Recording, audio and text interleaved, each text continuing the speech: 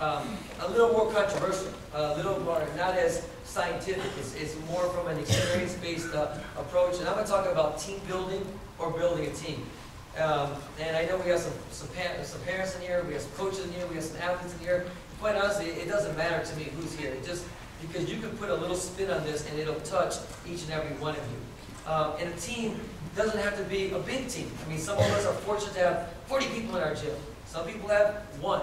And even if it's a one-person team, you still have a coach, a parent, and an athlete. So really, even that is a little bit of a team. So I'm going to address 3 different phases. The first phase that I'm going to talk about is traditions in building a team. And again, remember, if it's a one-person team or a 20-person team, there is no difference. Traditions, what are they and how do they impact us? For me, traditions are one of 2 things. It's something that's preset by time or experience, or it's something that you're setting out to establish. So if you're having a brand new team, you're trying to set this up, you don't have any tradition. You're starting from the beginning. So you have to say, you know what, this is what I want to represent. This is what's going to be a staple for me in my program. So for example, something is very simple for peak performance in Miami when I started. Something as simple as colors. Our colors are blue and gold. Something simple as when we start class, it's a dumb tradition, but it's something that we do. We don't bow in. We never bow. I say, let's go. Everybody gets down to the end, but we always bow out. Something as simple as doing a team cheer every practice. Something as giving a high five every practice. Those are little, and they seem like they're minute, but it's something that kind of builds a little bit of character in us, and it gives us something to revert back to. We have a crazy, it's a tradition, it's almost like a rite of passage. We have something that we call the circle drill. And everybody hates the circle drill. And the circle drill for us is personal to us. It may not be good for some schools, it may not be good for some people, but what we do is we make a circle, and it's almost like a gang initiation. You have to fight 5 people for whatever time period I say. It could be 30 seconds, 45 seconds, or 1 minute. But all you do is you go in there, and the circle is small, so you have nowhere to run, nowhere to hide. The people's job on the outside is to, if you come out, boom, they just throw you back in there like that's a rope, and you just have a small area, and you just have to survive for those 5 matches. And it's a test of character, it's a test of will, it's everything. And all you think, man, that's pretty easy. But every 5 person's job when you get in there is to kick and punch and hit you as much as possible. And sometimes I'll use it for a punishment if I don't think people are performing the way they need to. Sometimes if a parent bothers me, I put the kid in there. Sometimes it's just a rite of passage. It's like everybody knows at some point you have to go into the circle. And it may be this week, it may be next week, it may be a year down the line. And again, that's me and my crazy thinking, but it's a tradition for us, and it works pretty well for us. So again, the traditions, what are they? They're something that you just developed over time, or it could be something that you're just trying to set out to achieve. So how do the traditions contribute to our success or impact us positively? First of all, I think it gives your program an identity. For me, it gives us a value system. Let me go back to it as an identity. Peak performance, the Danish people can attest to this. They've been to Miami 20 different times over the last 10 years. So one of the first things that we have, if you come to our gym, is they're tough. You can say they're skillful, you can say they're fast, you can say they're flexible, maybe. But what you'll say is they're tough. They train hard, they're mean, they're aggressive, and they fight back and forth really hard. So that's our identity. Our identity, and for me, that's so important because I think everything builds from there. I can teach strategy and technique and gamesmanship somewhere down the line. But at the beginning, I want you to be strong, tough, aggressive, and willing to go through the day in and day out grind that I know that it takes to be a good fighter. So that was kind of, our identity as a team. But maybe more importantly, it gives us a value system. It teaches us what's good from bad, right from wrong. You say, well, what does a value system mean in sport? Well, you know what? There's a right way to train, and there's a wrong way to train. There's a good thing to do to somebody, and there's a bad thing to do to somebody. I can kick you in the face because I'm trying to score a point, or I can kick you in the face because I'm being malicious and I'm just trying to take advantage of you. So that's the good and bad, the right from wrong. But again, if you have the right traditions and you have the right value system, it's gonna impact you positively. You know, of course, obviously, we're never perfect in our value systems, but still, it's good. So for me, finally, I think the last thing on your traditions, it helps you sustain your program because it should never be trendy. You know, and that's, you know, I'm going to talk something a little bit later. There's all these trends, you know, whether you wear this, or you wear that, or you talk like this, or you keep like that, or you act like this because this is in vogue now. You wear your pants down like that because it's trendy. But you know what? Your tradition never changes. It never comes and goes. It's always constant. So if you do that in tough times, when things aren't going the way you want competitively, you can always go back to your core values, and that's your tradition. And if you think about that, that's kind of life, right? Back in the old days, they said, you know what, traditions were families ate dinner together, families went to worship together, families did this together. And that was their tradition that they never let go. I mean, my tradition is we eat dinner at 6 o'clock, everybody. Good or bad, I don't know, but that's our tradition, and we can always go back to that. So as you're building a team, you have to stand for something. Something has to be able to hold you together. All right, so for me, you know, it's an overlooked thing. Everybody wants to get fancy, but tradition, your core values, is going to be what holds your team together. Which takes me to the second thing. The second part of creating a team, or building a team, is to have some kind of boundaries. You know, and for me, the boundaries are going to set limitations to what an athlete can or should do. And the first thing that I say, I believe every athlete should know what they're allowed to do. Hey, you can go to John Smith's Taekwondo school on Saturday. Hey, you can go to a tournament by yourself. You're allowed to do that. I'm not saying that's good or bad, but you're allowed to. They should know what they're expected to do. Hey, you're expected to wear shorts to practice. You're expected to have your chest protected. And then things that you have to do. You have to come on Monday. You have to go to this tournament. You have to make these trainings if you're going to be on a team. And so the boundaries, I mean, again, there's things that, you know, you're allowed to do, that you're expected to do, and things that you have to do. I think these are positive things, because it kind of gives people like, yeah, okay, now I know what I can do, now I know what I'm expected to do, now I know what I have to do, let me move forward. But then there's also that, I mean, if you learn anything from me, you start to see that I'm a little bit of a hybrid of a person. I'm this new school coach, but I also have that little kind of chip on my shoulder, that little meanness and abruptness to me. And for that, I believe in some old school boundaries. You know, I believe in telling people, hey, you know, and I call them negative boundaries. I'm like, you cannot do this. Parents, like in my gym, my parents know you do not talk in my training. There's a zero tolerance policy. You talk, you tell your son or daughter what to do, leave. Go home. I don't need you. I don't want you. Now you've stepped over the boundary, and you've told me how your son or daughter should be coached. There's just no place for it. We can talk upstairs. We can talk in the parking lot. But other than that, that's mine. And I have a zero tolerance policy. I have a zero tolerance policy at the tournaments. If a parent wants to yell at a referee or whatever, no problem. You can do it. But you can never wear this shirt again, and I never want to see your son or daughter again. That's my zero tolerance. But it's a boundary, and it's not to be repressive, but it's the way to stay in control. Because at the end of the day, we have to control our team, or else everyone's shooting off over here, everything disintegrates. That's society, right? I mean, kids can do this, parents can do this, people are doing all these crazy things, and if you let that go long enough, we're in chaos. We're in bedlam. I mean, just everything falls apart. Hence the rules, hence the laws, hence things like that. So even though you have to, you can have these positive boundaries, I don't think it's a bad thing to set the boundaries, on some of the things that may be a little bit more negative. Let's take this control. Not to depress. Yeah, actually, let me say that. I mean, the boundary shouldn't be to repress people, but it's in a weird way. It's a way for them to thrive in a structured program. It's a way for them to know their limitations, know what they're expected to do, just so that now the map is a little bit more clear. And the last thing for me in building a team is the maybe a final step is retention. We all want to build our team. We all want our kids to stay involved a little longer. And there's some things that happen to all of us.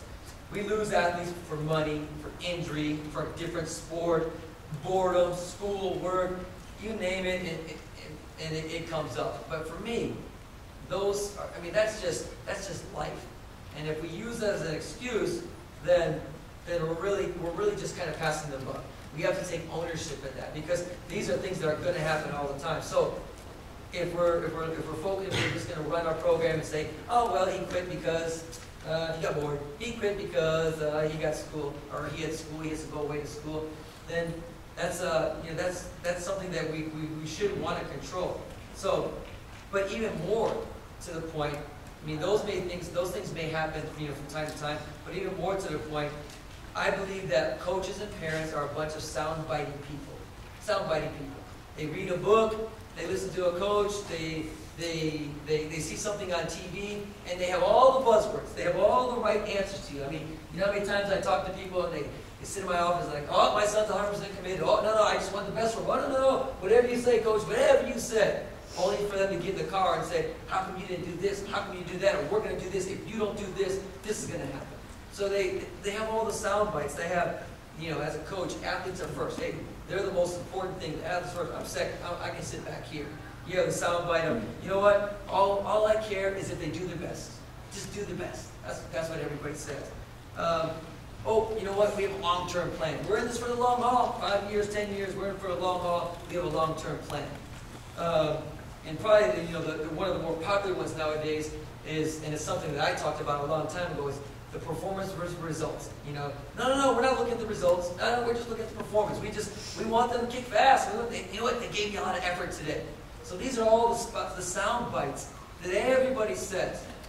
Well, my question for you guys is, as a coach or a parent, can you really handle these statements? Or does your ego interfere with them? So again, let me go back. We're building a team. We have our traditions. We know our style. We have our boundaries. But all of a sudden, when we start to pretend, we want to keep our athletes in there. We want to keep our kids in there. Now all these little sound bites do we have a big enough ego to really believe them? Or, I said, in my opinion, no. I think there's a lot of people that say these things, but they really don't believe them. So I asked myself, maybe you should ask yourself, do you have to win, whether you're a parent or a coach? Do you have to win because you don't want to be embarrassed by your athlete? You don't want to be embarrassed by your student.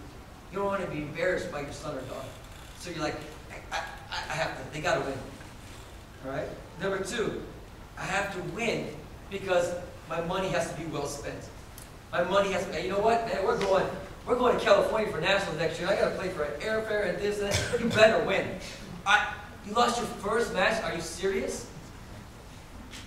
You laugh, but I hear it. 3, oh man, coach, I gotta win, man. I gotta win because I want all these coaches to think that I'm a good coach. I need my athletes, I'm going to this little tournament today, and I need all these 4 kids to win. If my 3 good kids lose, oh my God, they're gonna think that I'm not a good coach anymore. Huge question. And probably maybe something more specific to families, moms, dads. You know what? I need my kid to win because I don't want my friends and family members thinking that we're wasting our time on some karate thing. Oh my gosh, are you guys, another Saturday you guys can't come to the dinner? Another weekend that you guys got to be gone? So your validation that you're worried about that. So if you think about that, sometimes these things indirectly affect our retention. Because these are the things, these are outside influences that we put on our kids. So, I say, hey, they're going to quit because they're bored. Okay, we got that. But what do we do that really affect the retention of our kids, of our athletes? So, those are some tough questions that you might want to ask, but I think that they're worthwhile. They're really worthwhile. When I take losing athletes personally, really hard, really hard. But that's because I love what I do and I enjoy it. I want to see it all the way to the end. But I rarely blame the athletes for quitting. I rarely say, oh, with more experience they win. For me, I put it right on myself because I know even if that's the easy way out, there's maybe something more that I could do. But that's me as a person. So what I would say is caution yourself from blaming. Caution yourself from saying, oh, it just happened. Because really, it's easy. It's really easy to do that. But if you take it a little more personally and kind of step back and think about some of these things I'm talking about, chances are you're going to relax a little bit more. You're going to be a little bit more, prepared to keep them and motivate them into the program. So, what are my keys? The first thing I say is have fun. Have fun with everybody. And this is tough. I say that first because we're in a combative sport, and I don't know all you guys, but I doubt that there's anybody meaner than me in this room. Because where I grew up and what I had to do to get where I had to go to, places I've been to fight, in the ring and out of the ring, this is bragging, but I don't think there's many people more mean than me. But you have to have fun, and you have to have fun with everybody. When these kids go out there, I see how tense they are, and they're like, I gotta match up. But I love when they smile. I love when they shake a hand. I love when they talk, because if you have fun, you're gonna stay in it a lot longer. Second one I just mentioned right there, smile. My girlfriend, a long time before she was my girlfriend, we've known each other for 20 years. But, 20 years. And the joke about me was, I used to always walk around like this. I was always mad. I didn't think I was mad, but I just didn't talk to anybody. I was just so focused on what I had to do and who I had to coach. Everyone thought I was just this mean person, this too serious of a guy. And then if you get a chance to talk to me for 5 minutes, I just make 10 jokes, So, but it was something that I didn't even know I was doing. So I'm like, you know what? Juan, smile a little bit. Have a little more fun with this. Go ahead and work hard all the time. Don't apologize for working hard.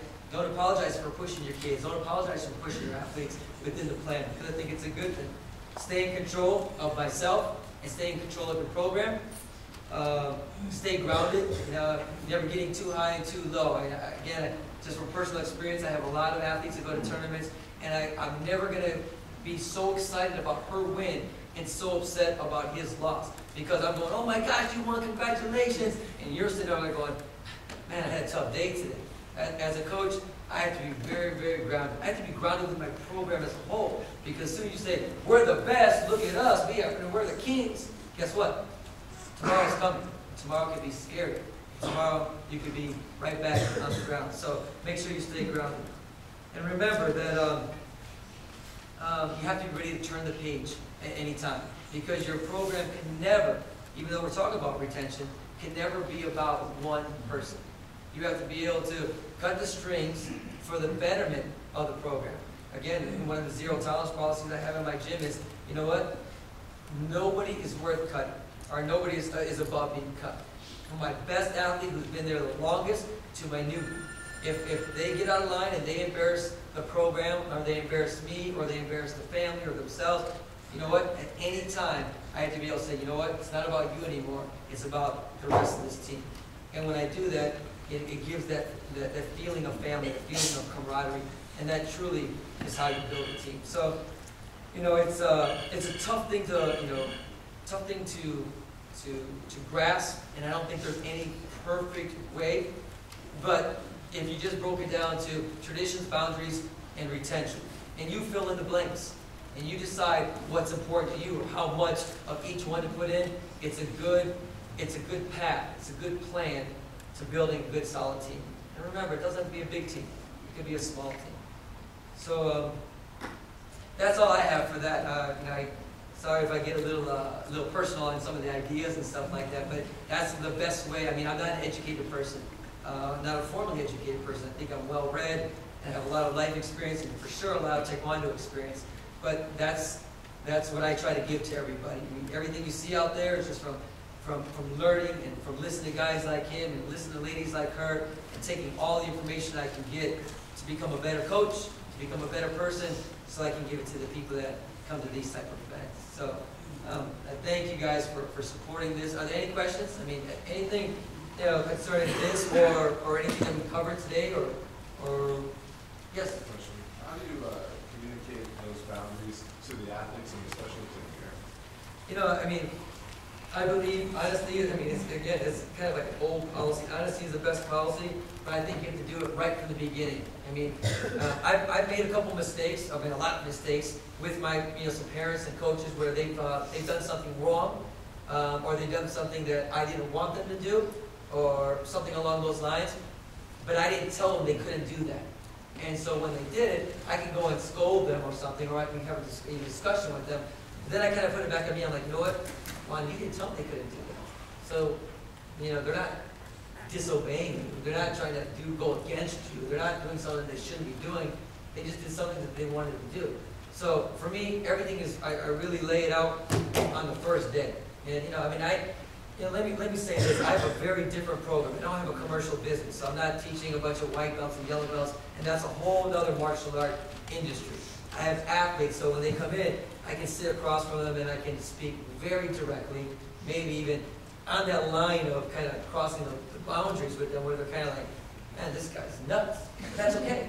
But that's okay for me, because in my world, this is where we're at. And it's for some people, it's not for some people, and that's okay. And I can shake your hand and say, no problem, you know, Mr. Smith. I understand if you think that it's too loud in there with my music. I can understand if you don't like that I wear shorts or, you know, have an earring in my ear. If you don't like that, that's okay. But for me, right up front, right at the beginning, you know, and I think that, you know, as a beginner, I know you have a young team and stuff, I think you have to have a meeting with them. This is what we're going to do. And if it changes, you have another meeting, you add to it, but you just have to set those boundaries early, because believe me, they'll break it. Or they'll do something that you don't want them to do. So. Anything else? Yes, sir. Question. You described last year and this year, you described the sport, Taekwondo sport requires total dedication to get to the top, pretty much. How much of that is individual skill and individual brings to your school versus your training? Do you feel that anyone that you choose to train can get? Great question. Let me clarify a little bit. So he's saying, does somebody have to come to you with a certain amount of talent to succeed, or can you take anybody and train them and they're going to be successful? It's a loaded question, because there is no right answer to it. I mean, I would never guarantee, say, you know what, give me anybody and I can make them a champion. I would never say that. But I do believe in a structured program, and I do believe in my personal program. I know that I can take people pretty high. I know that I've taken athletes that had no business being in the sport, had no business winning certain things, and next thing you know, they're at the national team trials. And next thing you know, they're making junior teams or senior teams or collegiate teams. I mean, I've seen it with the most ungifted athletes, you know, in the country. I mean, you know, I use Tony. I mean, Tony, stand up. Tony, sit down. He's a midget. The guy's got muscles like, you know, He-Man, but he's 5'8", and he fought in the middleweight division with 6'5" Goliaths. He's not supposed to win. He's undersized, he's too short, he doesn't have the length. How does he win? He wins by tactics. He wins by training. He wins by heart, he wins by intelligence, but he wins by a systematic approach. And so that answer your question, to me, yes. You go to a program that's structured and has a good coach and a good plan. Are you going to be an Olympic champion? I don't know. But do you have a good chance to succeed? Yes, I believe so.